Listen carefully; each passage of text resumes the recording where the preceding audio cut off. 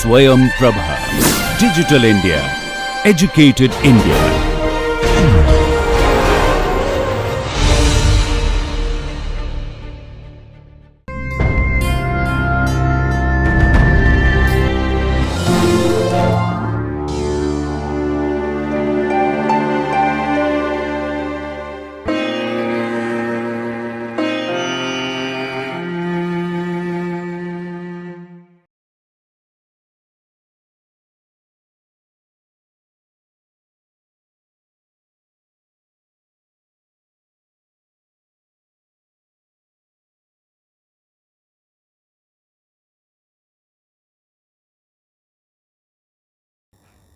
Hello there, my name is Salim Javed and I am an assistant professor at the Faculty of Mass Communication and Media Technology at SJT University. This 16th video in the series is dedicated to journalism, elements of journalism, principles of journalism, and then a specialized area of journalism. So let's get started. Now, mass communication in the simplest term is the process of communicating with the masses. Anything and everything that involves reaching out to a large number of people comes under this umbrella term of mass communication. Well, it could be advertising, public relations, media practices, filmmaking, documentary filmmaking, television serials, or entertainment industry per se, or social media management. Journalism as a term is indeed familiar. It is the practice of pulling in news, verifying it, editing it, crafting it in a way that can be consumed by the people, and then disseminating it in the most appropriate way. This practice can be carried out on multiple platforms, including newspapers, magazine, television, radio, website, social media, and many more. When someone asks you, what is news? What do you say? Well, many of you casually say, when a dog bites a man, that is not a news. But when a man bites a dog, that's a news. Well, when you say it, you are saying it as a passing remark, but it is something which all of us have heard some point or the other. This definition was given by American journalist Charles Anderson Dana, whereas when you read about what the great newspaper publisher Lord Northcliffe once said, news is what somebody somewhere wants to suppress. All the rest is advertising. You understand the seriousness of the matter. You get to hear many famous quotes like it is the first rough draft of history given by American publisher Phillips L. Graham, and the real news is a bad news by Marshall McLuhan. In these times when information, and on top of that right kind of an information, is the need of the hour, can we subsist without newspaper or the alternatives of it? Because no newspaper or any of its alternative subsist without news. The activity or profession of writing for newspaper, magazine, news websites, or preparing news to be broadcast is called journalism. Maybe you have been practicing it for a long time, but when you are asked to define it, what mostly is defined by people are the attributes of journalism and not the definition. The word journalism is derived from Latin word diurnalis, which means daily. Needless to say, journalism is still considered as one of the mightiest and fanciest profession, since it has the power to influence public opinion and reaction. There is a widespread misconception that mass communication and journalism are more or less the same thing, which is not true. By definition, this argument might hold. However, journalism needs a wider canvas and intense practice. Now, if we talk about the birth of journalism, the printing press, the printing press gave birth to mass media and changed the world. In the first 60 years, printing process across Europe produced more than 20 million volumes and over 20,000 different books. The printing press fostered literacy and the spread of ideas, often revolutionary ideas, and put information into the hands of growing audience. These readers in turn challenged traditional ideas and organizations. The printing press also made it easy to earn a living as an author, though copyright was not existing then. So, when anthropologists began comparing notes on the world's few remaining primitive cultures, they discovered something unexpected. From the most isolated tribal societies in Africa to the most distant islands in the Pacific, people shared essentially the same definition of what is news. They shared the same kind of gossip. They even looked for same qualities in the messenger they picked to gather and deliver their news. Now, they wanted people who could run swiftly over the next hill, accurately gather information, and engagingly retell it. Historians have pieced together the same basic values have held constantly throughout time. So, first in the list is news media. The news media are those elements of print and broadcast media which works on the dissemination of gathered news from different sources to the readers and viewers. It comes out in the form of print media like newspaper and magazine, broadcast news like broadcasting news on radio and television, and more recently the internet, online newspaper, news blogs, etc. In recent years, the blogosphere has taken reporting a step further, mining down to the experience and perceptions of individual citizens. Second in the list is newspaper. Now, a newspaper is a publication consisting of a number of large sheets of folded paper on which news, advertisements, and other information is printed. It is lightweight and disposable publication, more specifically in the case of periodicals, usually printed on a low cost paper called the newsprint. It may be journal or specific interest and may be published daily, weekly, bi-weekly, monthly, bi-monthly, quarterly, and or annually. Next in the list is news magazine. Now, news magazine is a typed, printed and published magazine, radio or television program usually published weekly, consisting of articles about current events. News magazines generally discuss stories in great depth that newspaper do or newscasters do, and aim to give the consumer an understanding of important events beyond the basic facts. Now, next in the list is broadcasting. Now, what is broadcasting? It is electronic transmission of radio and television signals that are intended for general public reception, as distinguished from private signals that are directed to specific receivers. In its most common form, broadcasting may be described as the systematic dissemination of entertainment, information, educational programming, and other features for simultaneous reception by a scattered audience with appropriate receiving apparatus.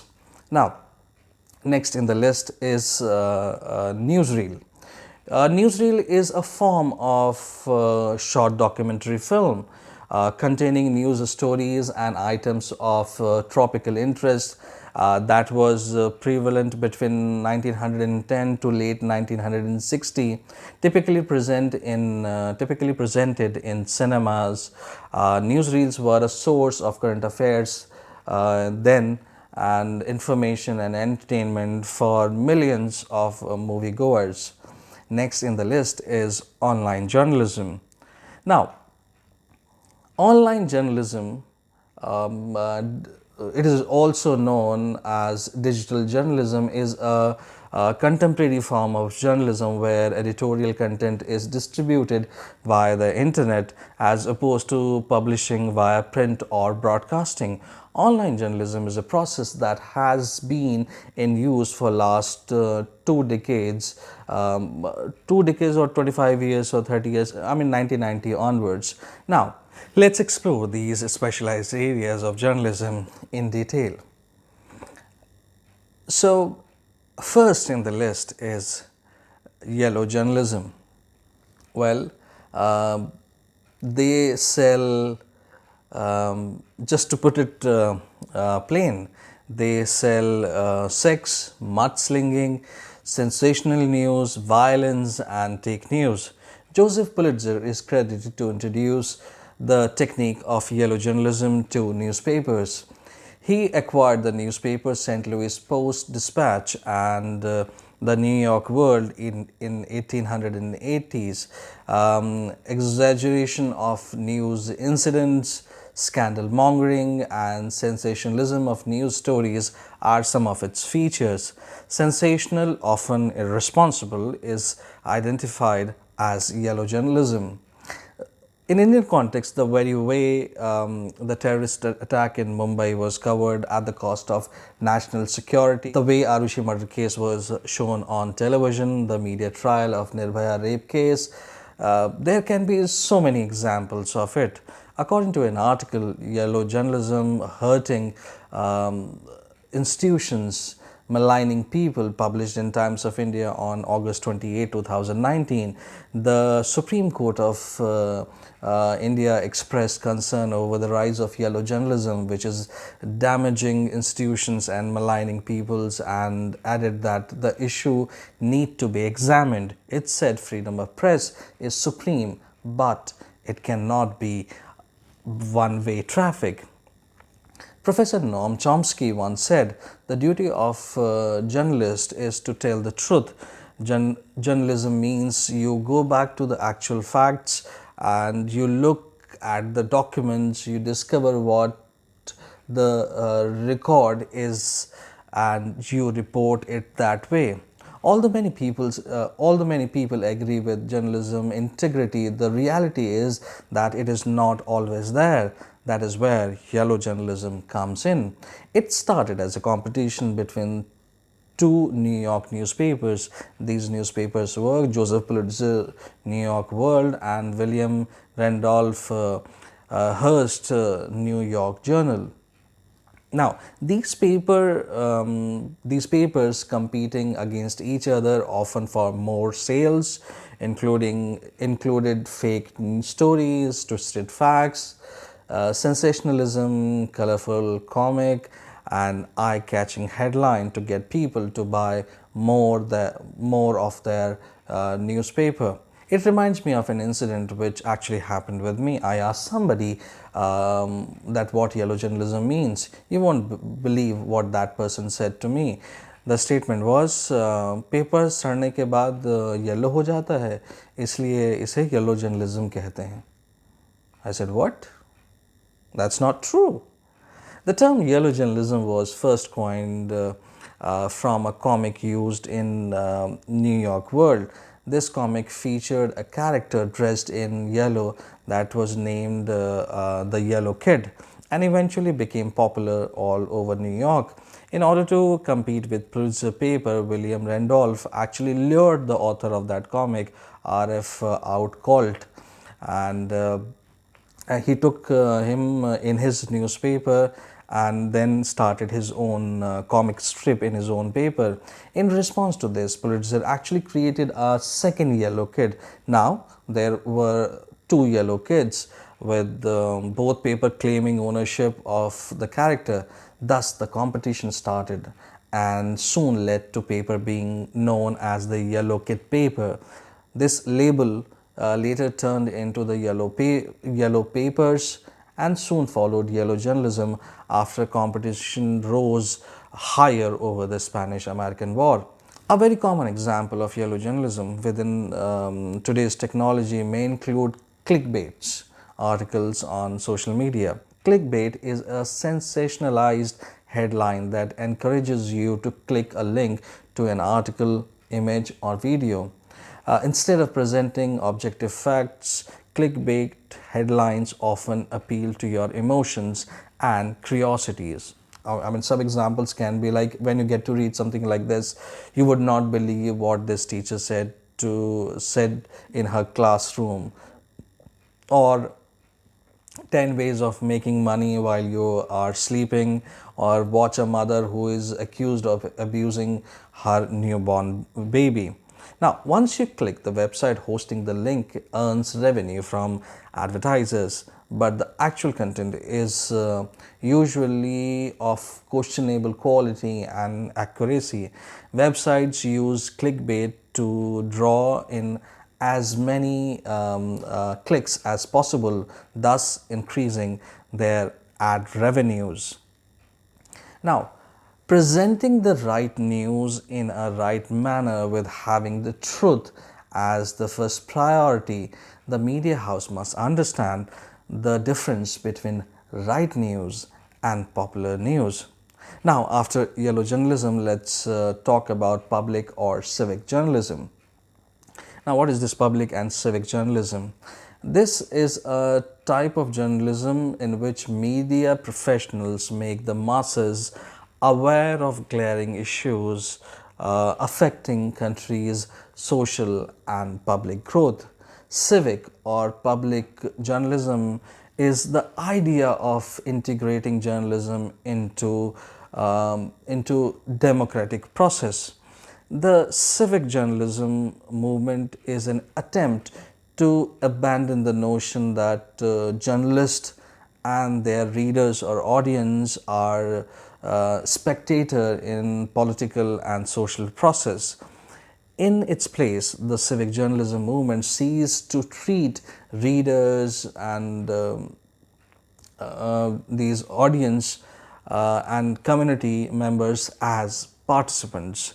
What is the role of journalism in a republic setup? Walter Lippmann and John Dewey debated about it in 1920s. Lippmann was of the view that journalist role is simply recording what policymakers say and then providing the information to the public, whereas John Dewey was of the view that journalist role is more engaging with public and also critically engaging the information given by the government. Now, this argument given by Dewey was further developed by J. Rawson and Davis Mert Rosen.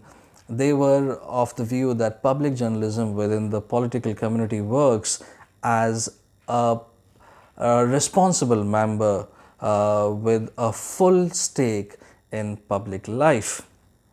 Now, according to communication scholar Song J. Min, it was actually 1990s when this conversation style of journalism gained significant traction in both academic and professional world of journalism.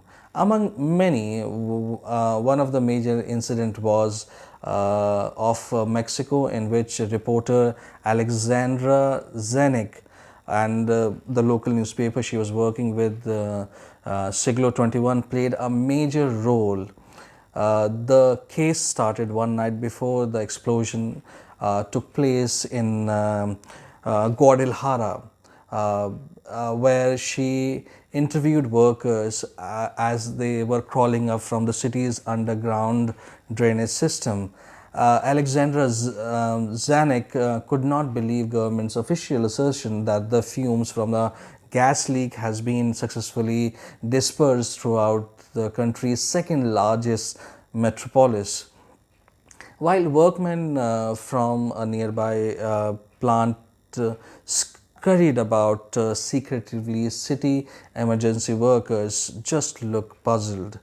Early next day, which was basically April 22nd, 1992, 26 blocks of Guadalajara exploded. The blast killed more than 200 people and left 20,000 people homeless. The Guadalajara gas explosion and the government's flimsy denial that the leak came from a state-owned plant, all reported in local paper Siglo 21. It became a major issue in the next mayoral and Guadalajara election. For the first time, the PRI, or the Institutional Revolutionary Party, which had been in Mexico, which has been running Mexico since 1929, lost election in 1995, and in 2000 this PRI lost its epicenter of the authoritarian Mexican political system, the presidency. They lost this. A new era of politics and journalism had been born, and reporters such as Zenik and newspapers such as Siglo 21 had played an important part of how this came to pass. This style of journalism was later eclipsed by the movement of citizen journalism. So now the obvious question is, what is citizen journalism? Citizen journalism, it is a kind of journalism which is based on public. It is an interactive branch of journalism where the viewer and the readers play an active role in collecting the information at their own, from giving it a shape to the dissemination of the information. It is all done by the citizens only. When the citizens use the electronic tools in their possession for content creation and broadcasting it at any level, consider it as citizen journalism. Here, the identity of producer and the consumer of the content merges. Rather, the creator or the consumer of the content is civic-minded and fully understand the repercussions and responsibilities of the content that they have created. One of the best examples of this can be when we talk about the responsible amateur in the digital and online domain of journalism, who are underscoring the true spirit of journalism. Now, this citizen journalism is a specific form of both citizen media and user-generated content, by juxtaposing to the term citizen with its attendant qualities of civic mindedness and social responsibility with that of journalism, which refers to a particular profession. I give an example, a phone call made by Naresh Bunkar, who is a citizen journalist for a rural community news portal called CGNet Swara in a remote area of Chhattisgarh. So the issue was that a forest officer who extorted an amount of 99,000 from Adivasi tribe community. So when he reported it, an official inquiry was instigated, and within a month the officer was found guilty, and all the money extorted from these people were given back to the people. Now, there are many mainstream media houses that are now providing platform to these citizen journalists who are actually filling up the divide and fortunately covering the grassroots issues of rural India. Though it does not happen on a regular scale, it would not be wrong to call citizen journalism as a new revolution which is reshaping media and helping our democracy, our democratic society and nation at large. Now, collective journalism and social journalism can technically fall under the category of citizen journalism. So let's understand them also. So let's see what is collective journalism. So when we talk about collective journalism, basically it's a mode of journalism where multiple reporters or news organizations without affiliation to a common parent organization come together to report on and contribute news items to a news story together. It is practiced by both professionals and amateur reporters. And as far as the social journalism is concerned, social journalism, it is a media model which is consisting of a hybrid of professional journalism contributing the content. It is similar to open publishing platforms like BuzzFeed and Gawker. Now, after citizen journalism and collective and social journalism including, now let's talk about pack journalism. Now, this pack journalism is also known by the name of herd journalism, HERD, herd journalism. It is when reporters from several news channels take the same steps to cover the story, which technically leaves the news virtually unvaried. The story forms the same perspective across all the channels, so you get to see the same news everywhere. A significant consequences, as all are the same, reporting of the same thing in the same manner of the pack journalism, is that it can turn a minor or not newsworthy story into a national headline. As far as pack journalism is concerned, there are many thinkers who have expressed their views on this topic. Now, according to McNary, today pack journalism has become incorporated into conventional political journalism, and according to Wright, this pack style of news coverage leads to the agenda setting of journalism, which in turn leads to the mainstream pack journalism. According to Ross, the problem here is that pack journalism is considered not only erroneous and inefficient but also unethical. The worst result of pack journalism is the loss of independent reporting. According to Brock, it is not unusual that correspondents report encountering obstruction from editors. Their stories are changed without consultation and in some cases even completely modified to match the pack journalist bias. According to Smith, although journalists like to view themselves as non-conformist and independent thinker, they are urged to follow the pack. Their individual opinion about event becomes socialized because of the conformity of the concurrent interpretation of those events. By the same token, many news organizations assign numerous reporters to the same event. Now, after pack journalism, now let's talk about parachute journalism. So, when we think of parachute journalism, basically it is a practice of thrusting journalists into an area to report on a story in which the reporter has little knowledge or experience. The lack of knowledge and tight deadline obviously often results in inaccurate or distorted news reports during the breaking hours. But interestingly, evidence substantiate that parachute journalism is a growing trend. In post-liberalization period, there has been a dramatic change the way news is produced. The existence and ever-increasing influence of global television news network and the proliferation of news websites have put a huge pressure on journalists who are facing ever-increasing pressure to breaking news all the time. This increases pressure, pressurizes the reporters for their reliance on official sources.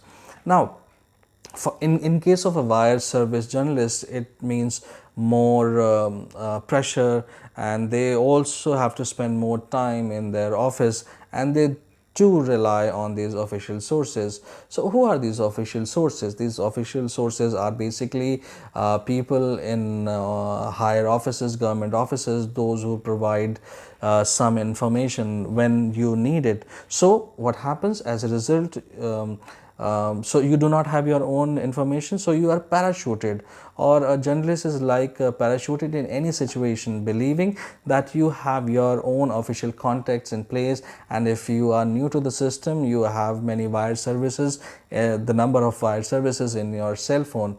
But a working style like this, which is on a rise, creates a greater opportunity for the government to influence both the news and its content, and thus setting up their agenda too. Let me give you an example. You are a reporter and you are working with a news channel, and the office is there in Film City in Noida. One day you get to know that you have to go to Dantewada in Chhattisgarh to cover some story because the local correspondent is unavailable. Suddenly you start feeling as if you are spinning or the world around you is spinning. Now, and you have a sense of vertigo also. But job is a job. So what will you do? You will be running for quick source therapy, obviously, which means as soon as you reach there, you are visiting a bureaucratic center, you know where to go for the information, and the information received will be the digestible bites of any sort for any situation.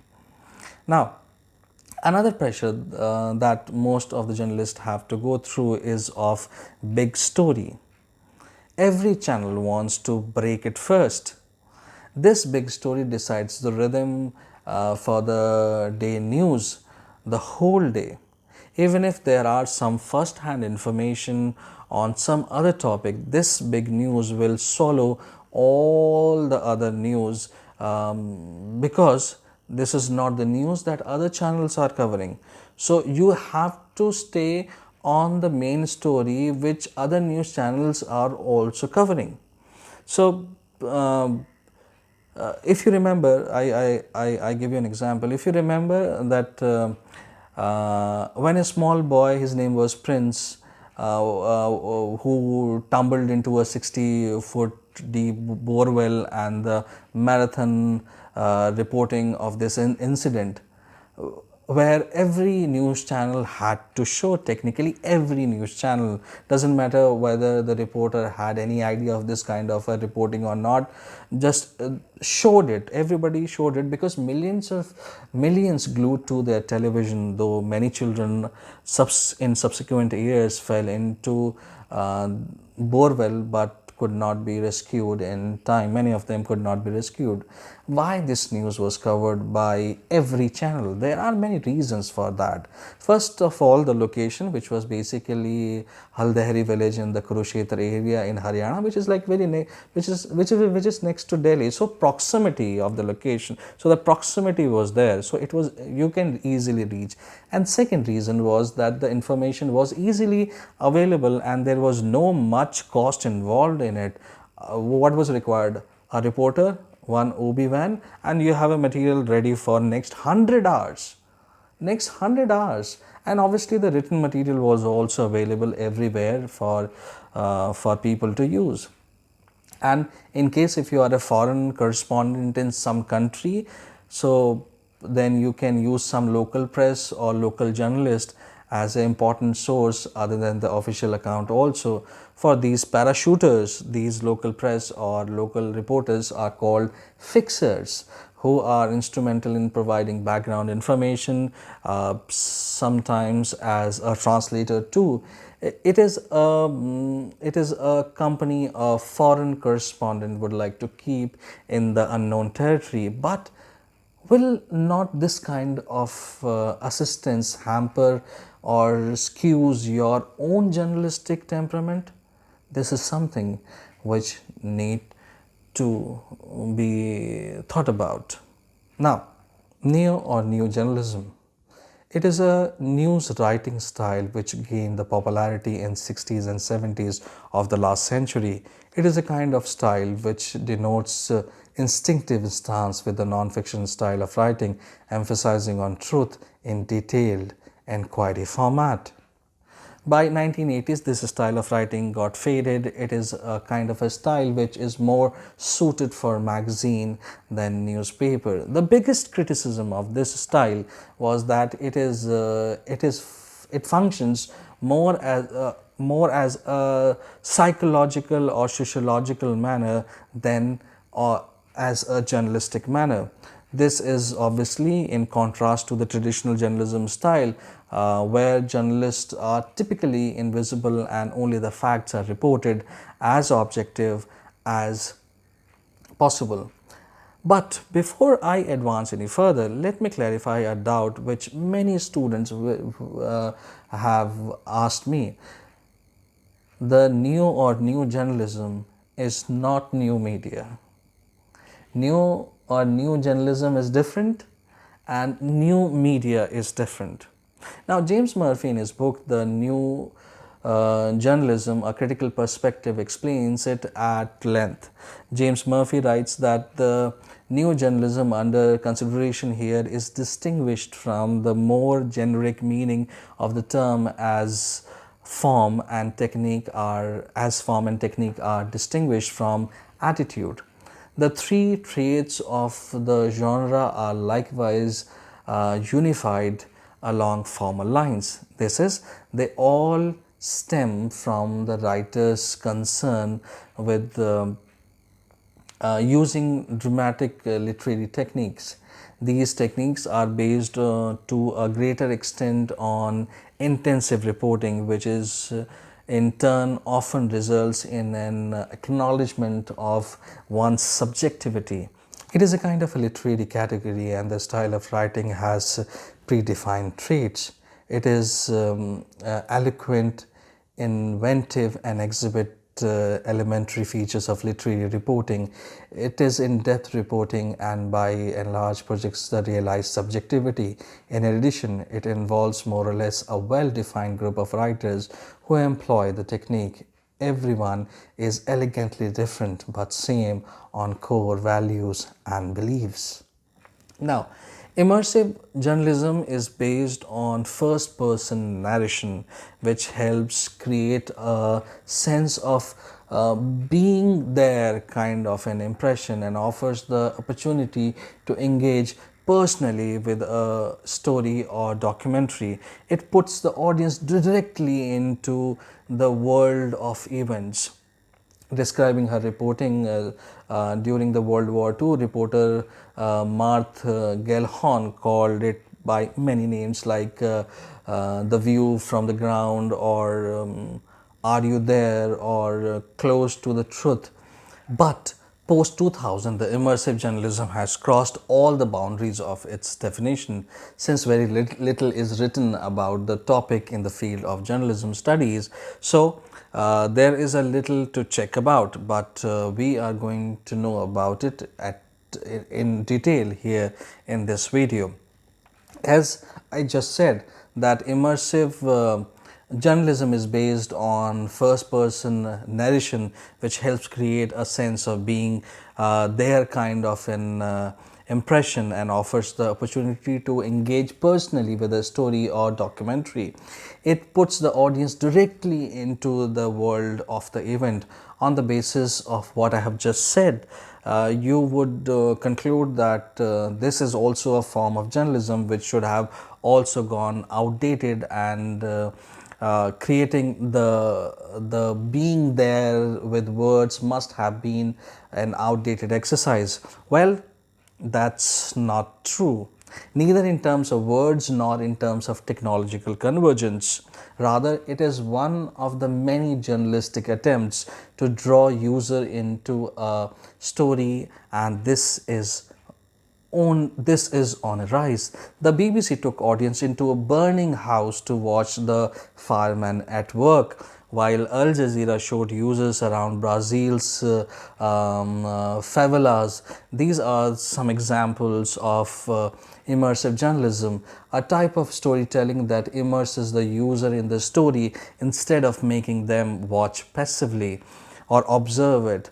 The technological convergence is proving to be a boon for immersive journalism trend.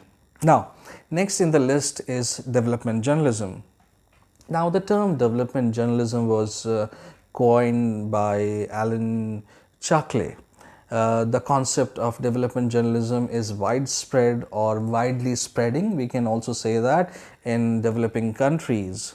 Development journalism basically centers on how much freedom the media can have in publishing about the development issues. Now, development journalism is derived from development communication. This is what I've just said, and earlier this was a practice. Earlier this was practiced by extension agriculture workers in Philippines and in India also. They used to disseminate information on new agricultural method to farmers during a period of land reforms. Indonesia and Malaysia also followed this system. Today, development journalism is not confined to agriculture alone. It has become a compendium of activities. Some has described this development journalism in the context of a new theory, a fifth theory of press, maintaining that the position of developing countries is such that journalists have never experienced quite the same relationship with their societies before. The question for development journalism is whether this is a new form or forms or just a variation on the traditional four theories. In other contexts, development communication has been used in a manner similar to that of investigative reporting to crucially examine the existing development programs and projects of a government, compare the planned project with its actual implementation, and report if there is any observed shortcoming. But any discussion of development journalism is usually emotionally charged kind of a discussion. The developing nations often claim that the developed world often projects development journalism as governments say so journalism with their own capitalistic interest. On the other hand, the journalists from the developed world or Western journalists fear that the establishment of the principle of development journalism will mean an end of the freedom to collect information first hand in the developing countries. So that is basically main concern they have. Now, next in the list is embedded journalism. Now, when we talk about embedded journalism is the practice of placing journalists within and under the control of or with one side military troops during an armed conflict. Embedded journalism and the photographers are attached to a specific military unit and permitted to accompany troops into the combat zone. As it was first invented in US, thus US has a long history from the earliest correspondent in the 19th century to the First and Second World War to the Vietnam War. It was reintroduced by the US Department of Defense during the Iraq War, which was like post 2000, around 2003 to 2011, as a strategic response to criticism about the low level of access granted to reporters during the Persian Gulf War 1990 and 1991 and the early years of Afghan War also. Now, this embedded journalism automatically becomes the byproduct of biased or one-side story. Thus, the amount of news become inefficient, incomplete and unsatisfactory. We can also say that the news that is received is distorted in nature. This idealistic profession journalism is mainly based on certain values and philosophy, and this form of journalism is very dangerous for the profession as it provides only one side of the story. Though there are some examples of fair coverage also, but in most of the cases it is monopolized and distorted. Now, next in the list is investigative journalism. Among all the beats, investigative journalism is one of the most respected and precarious style of journalism. This branch of journalism investigates about the crime which has been committed, like organization big or small, or the misconduct or political wrongdoings. Investigative journalism is one of the primary source of information, and if necessary, they subscribe to different sources also. Majorly, the investigative journalism is conducted by newspapers as compared to other mediums of communications like wire services and freelance journalists. The practitioners sometimes use the term watchdog reporting or accountability reporting for it. In 2009, in collaboration with Arab Reporters for Investigative Journalism, UNESCO launched the first manual for investigative journalism in Arab states, entitled Story-Based Enquiry, a manual for investigative journalists. Investigative journalism means the unveiling of matters that are concealed either deliberately by someone in the position of power or accidentally behind a chaotic mass of facts and circumstances, and the analysis and exposure of all relevant facts to the public. In this way, investigative journalism crucially contribute to freedom of expression and media development. There are several reasons why society needs investigative journalism. Like, people have right to know about the society in which they live. So they have a right to know what is happening in the society. They have a right to know about decisions which may affect them, even if people in power, which people in power wants to keep as a secret. People in power, whether in government or in the world of commerce or any other group for that matter in society, can abuse the power. Journalists also have a duty to watch how well people in power perform their jobs, especially those who have been elected to public offices. There is a reporter, Anas Answe Anas. This Ghanaian investigative journalist has not shown his face till date. Nobody knows how he looks. If you search him by his name, chances are that you will see a photo with face covered, and that's what his picture, that's the available picture one has. No one knows who he is, how he looks, and where he lives. This Anas was even appreciated by former US President Barack Obama for his efforts. Bartlett and Stelle, David Bastow, Lowell Bergman, Bob Woodward and Carl Bernstein, famous for exposing Watergate scandal, and are some of the famous investigative journalists. India also has a long line of investigative journalists who have dedicated their lives for it. Now, if you remember, while explaining about the civic journalism in this video, we talked about what major difference reporter Alexandra Zanuck brought with her local newspaper, Siglo 21. In 2012, Alexandra Zanuck collaborated with the New York Times journalist David Bastow on a report on how Walmart used widespread bribery to dominate the market in Mexico, resulting in in changes in company's practice, which actually resulted in company's practice.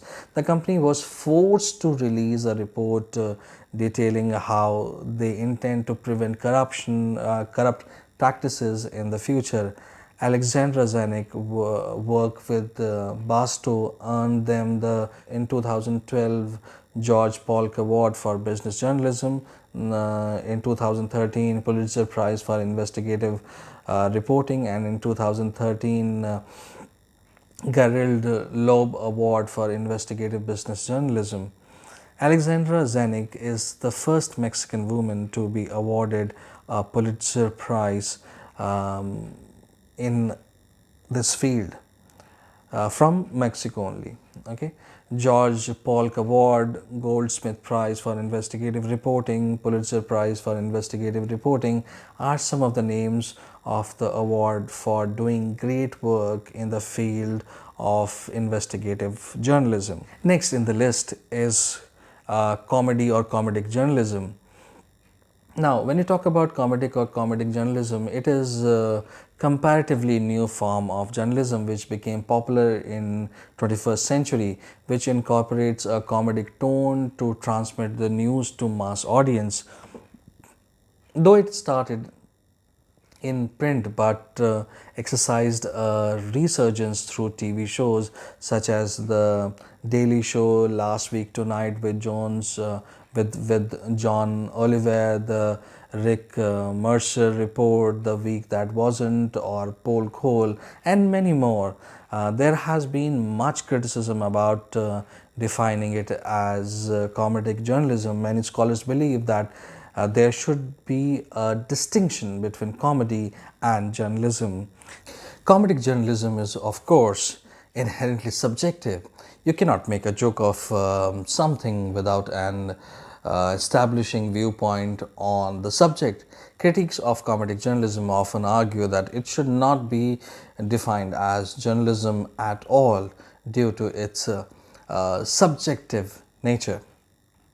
Now, next in the list is checkbook journalism. What is checkbook journalism? Well, when you pay the source for the right to publish or telecast, that is essentially the characteristics of checkbook journalism.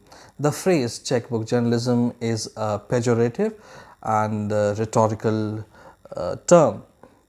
Now, some examples of it can be David Frost paying Richard Nixon a huge amount of money for Nixon's interview, and James Scott receiving a huge amount for his story about being lost in Himalayas for 43 years. The 10 Network paying Douglas Woods a huge amount for his story about being kidnapped and held hostage in Iraq, or NBC News paying for the skydiving accident footage. You get to hear about this kind of a thing quite often here and there these days, but as far as the credibility and accuracy of the news is concerned, the financial arrangement between the two parties may encourage a source to say things that are untrue, and it may encourage them to dramatize or cook up more audience appealing stories of the person.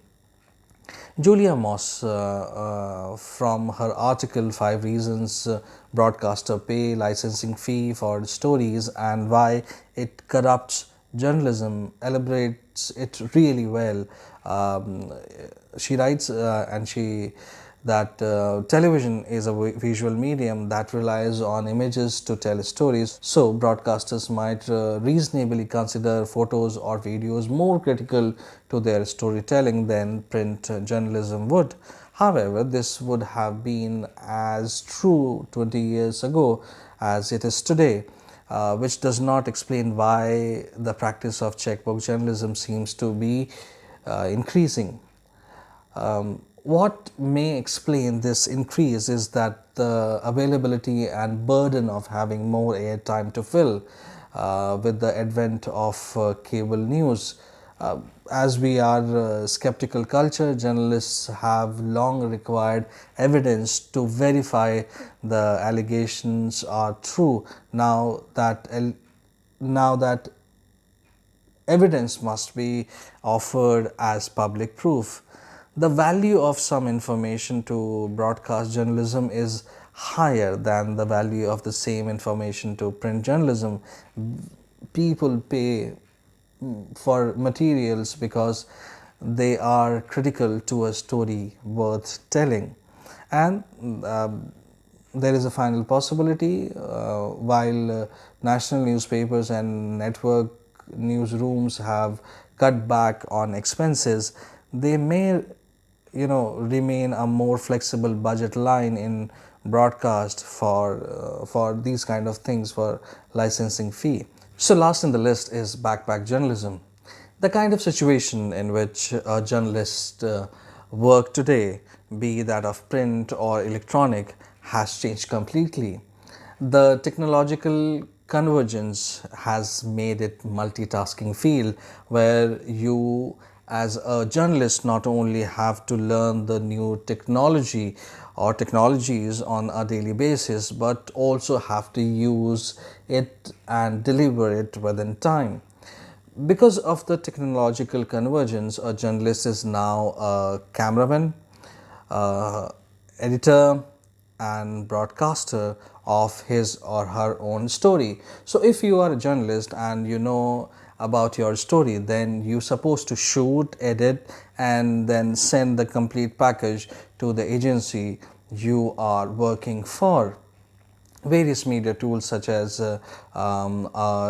smartphone, laptop, phone with decent plan, obviously, camera, or now you have sleek mobile phones with good camera qualities and many other facilities and a decent editing software in your laptop, or now you can edit in your phone also, are now used for engaging, to engage the audience audience intellect and emotions. It is a style which is very much beneficial in terms of finance for the news organizations, because in terms of hiring a cameraman, a reporter, an editor, the OB van, and 4 or 5 people with that OB van, a large group of people who were there to do these kind of work separately are now out of job. If there were 10-12 people working for the same story, now that workforce, the number has shrunk to a bare minimum. But it has also opened various platforms for reaching a broader and more varied audience than before. One of the biggest argument for the propagation of backpack journalism is that the opportunity it presents for the journalist to deliver deeper, more compelling stories that have a more profound effect on the audience. With the reporter being given all the tools and freedom, they need to assume total authorship of a story. They can spend more time with their subject, creating connection with them, which allow them to record more observations and intimate details that otherwise would not have been available or possible. The result of this is a more powerful visual form of reporting and storytelling. So that is all from my side as far as journalism, elements of journalism, principles of journalism, and then specialized area of journalism is concerned. I am very hopeful that the content provided in this video must have solved many of your doubts related to topic of journalism and its specialized area, and it will be very useful whenever you need it. In the next video, we will talk about print media and how it functions as an organization. Till then, take care and stay safe.